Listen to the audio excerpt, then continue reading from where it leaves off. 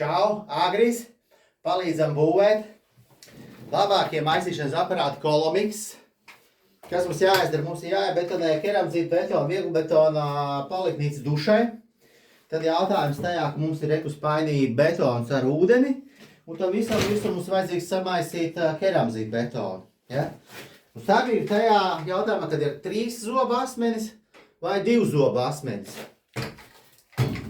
Mēģināšu izstāstīt, kur tā starpība. Es par to betonu ar ūdeni nemaisu. Reizām dodam visu keramzītu.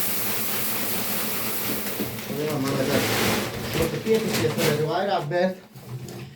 Rādu, kur ir starpība. Sākums ar 3 zobu stieni. Aizies daudz maz normāli, un pēc tam viņš sāks vienkārši sprūst.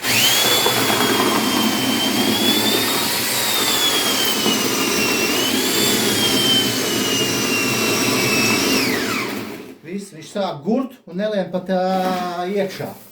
Tā starpība ir ar to 3 zobu stieni, bet mēs paimām smuku uzliekam 2 zobu stieni.